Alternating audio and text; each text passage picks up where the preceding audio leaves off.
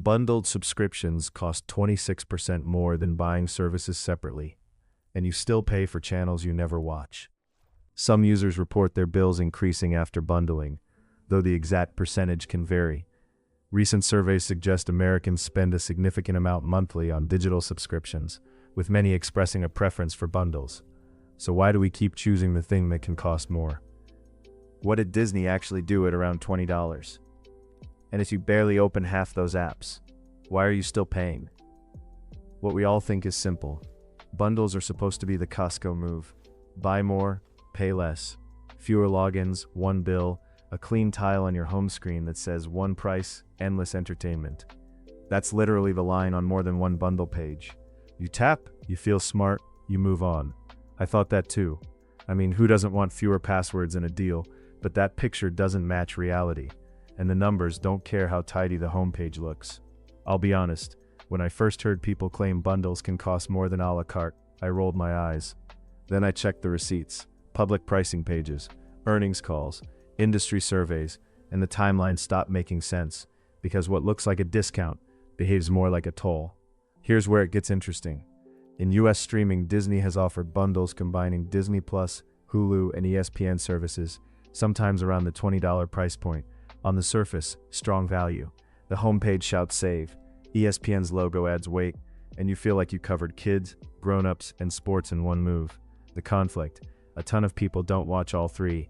In some usage scenarios, subscribing to a bundle year-round can cost more than paying only for the services you regularly use and adding others seasonally. Twist. That savings badge is subsidized by your non-usage. Disney's fine print didn't lie. Your assumptions did. But that's not even the weird part. Follow the paper trail and you see who benefits. On earnings calls, executives talk about two numbers like chess pieces, ARPU and churn, average revenue per user and how fast you quit. Bundles aren't primarily a gift to you. They're an opening gambit to trap churn. ESPN in your tile is the sacrifice pawn. Your queen is your inertia. Wait. Different company, different product, same board. As of 2024, Apple offers Apple One bundles that package music, TV+, arcade, and iCloud storage for a single monthly price. Marketed as a saving versus paying for each service separately. On paper, the bundle saves. Conflict. A huge chunk of people use music and iCloud and almost never open arcade or TV+. So an Apple user paying for one while only using music and iCloud can end up paying more than a la carte.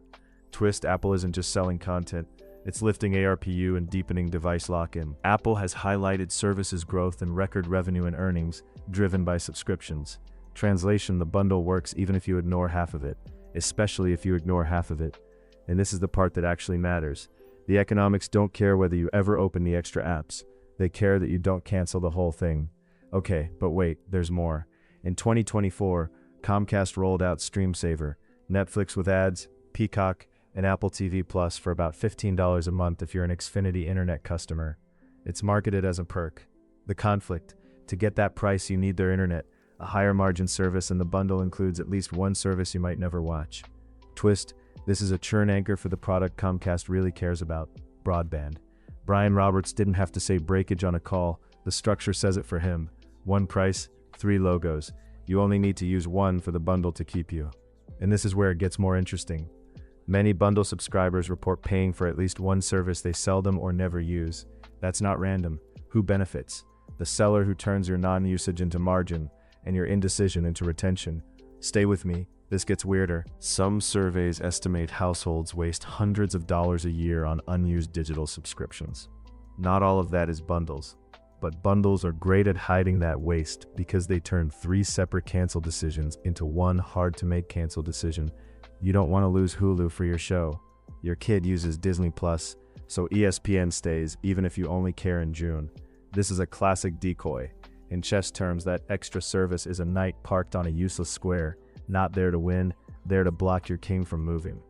There's another layer, promotions and limited select tiers. A sports add-on in a bundle might not be the full standalone service.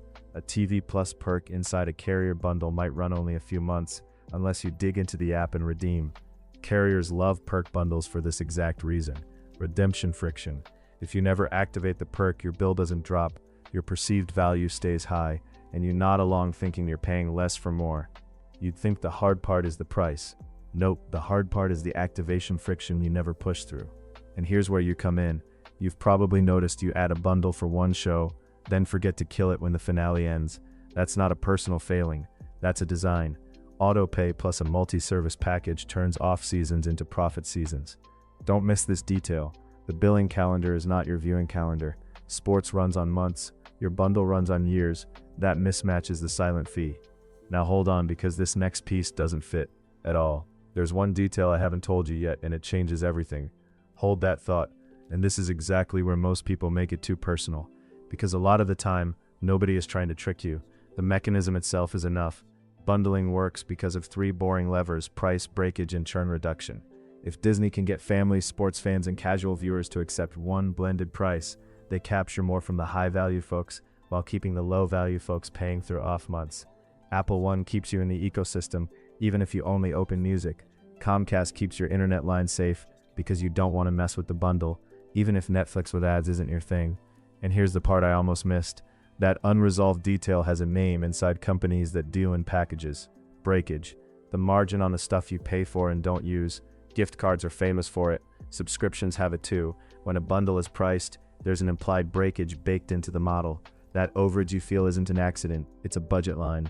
Once you see that, the board rearranges. Bundling multiple streaming or digital subscriptions can sometimes lead consumers to pay more than subscribing only to the services they actively use, due to inclusion of additional services they may not need. That's the punch, and it's hiding in plain math. The sting: convenience is expensive when you rent it by the month. The takeaway is simple. Map what you actually use against what you're billed for by season, not by slogan. Cancel and re-add like a chess player, by position, not by emotion. This pattern has been running so long that entire professions have been built around it. So what's your number? How many logos on your home screen haven't been opened in the last 30 days? And what would your bill look like if you priced only those? Next Sunday night, when the bundle and save tile pops up under your show, notice which piece on that board isn't for you and whether you're paying to keep it there.